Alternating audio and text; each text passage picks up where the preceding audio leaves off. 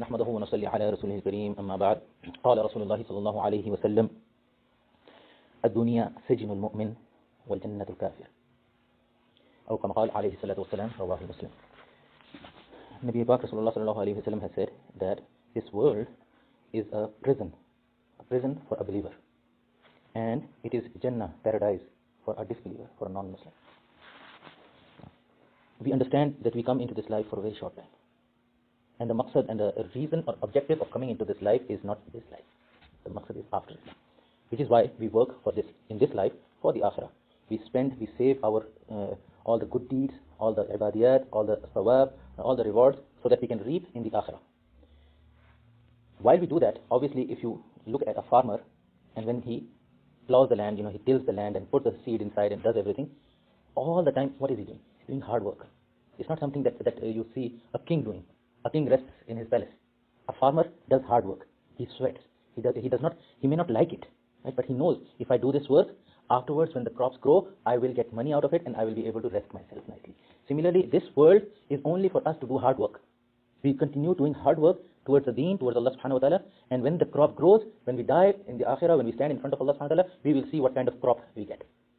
The amount of effort that a farmer is going to put into the crop, that's the kind of crop he will get out. Right? If he only puts, like we do, 20-25 minutes of salat, that's it throughout the day, enough for us. Right? Then imagine a farmer who wants to make a whole crop, but he only puts 25 to 30 minutes on his garden. That's the kind of crop he will get. So imagine from that. But my point here is, this world is the prison for us. Why? Because we are exerting, we are doing work, hard work. It's not something that you do in a leisure time. You look at the advertisements of those cruises, you go to this cruise and that cruise, and you just lay down in the sun and everything, right? That's kind of a Jannah, right? Kind of a paradise, right? So no work is involved. From the sunrise to sunset, the person is lying there enjoying merrymaking, jumping and this and that, right? That's their Jannah. What will you do in Jannah? You will do the same thing, right? Only those, there are some some wali of Allah who find the pleasure in the salah and the Quran so much that they say, even when we go to Jannah, we will read Quran, because we find so much pleasure in that. Right? There are some people like that. But most of us, what we'll do? We'll do everything. We will have the Ferrari, we'll have the all the hoors and all the good things we will have, because Allah will make it halal for us, so we will use it. If Allah had made all that halal for you here, would you not use it? You would use it. But Allah made it haram for you. When do things become haram for you in this world? When you are in a prison.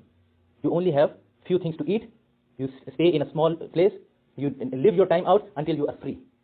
Right? So, dunya is a prison for the Muslim, prison for us. We will be like this, which means in this world, musibah, difficulty will come.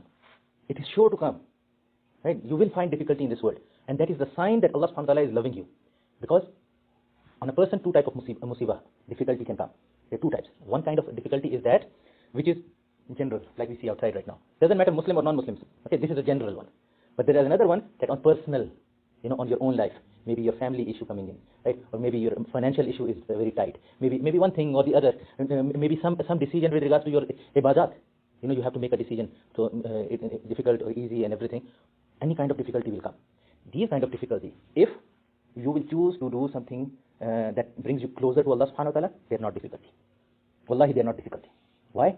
Because, for example, let's say you find that you are involved in some kind of a sin, that you look at some woman, right? Because it's hard. It finds attraction. You see, you are attracted. Now you got two choices. One choice, no, astaghfirullah, I stay away from it. It's haram for me. I'm going to stay away, right? Other choice, let me pursue her. Let me talk to her. Let me flirt with her, right? Whatever. Two choices. Now this is a difficulty. This is a test for you. It will come. You will either decide one or the other. If you decide that I will stay away from it, then don't call it difficulty. It is an opportunity from Allah Ta'ala to increase your darajah. Every test like that, every difficulty like that, it is going to increase your darajah. And if you choose to follow it, then it is the real difficulty. Then it is musibah. It is calamity. It's something that is harmful. Why? Because your darajah is going down. Your level is going down. So dunya is a test for you. It will be a test. Some Sahaba said that they loved Rasulullah sallallahu alaihi wasallam too much. So Rasulullah sallallahu alaihi wasallam told them, then you prepare yourself for difficulty to come.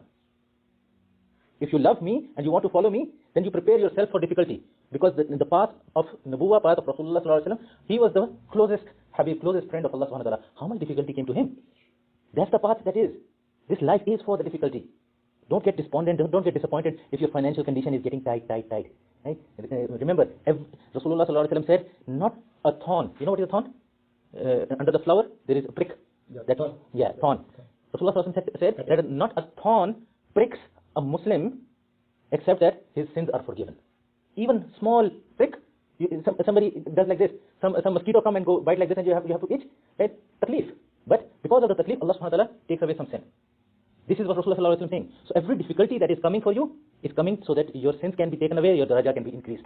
You become a better Muslim. And then what Rasulullah sallallahu alaihi wasallam say? That wal jannatu kafir. Meaning the world is a jannah for kafir. And what do people do in Jannah? They marry, they enjoy their time. Every disbeliever, they don't believe in the akhirah, they don't believe in standing before Allah subhanahu wa ta'ala, so they enjoy their life. They say, this is the only life we have, let us enjoy. What do they say nowadays? YOLO. YOLO. You only live once. Right? That's what they say. YOLO. So enjoy. You only live once, so enjoy. Why? Because they don't have a concept of standing before Allah subhanahu wa ta'ala. So they enjoy. This is their Jannah. After this is their prison, the hellfire. For us, inshallah, after this is the real Jannah. And when the real Jannah comes, then you can get whatever you like. Keep your intention, keep your mindset ready to accept challenges, accept difficulties.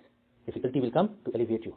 One of the poets, Allama Iqbal, if you remember, he had mentioned about one bird. It's called Shaheen. No, it's a big eagle kind of a thing.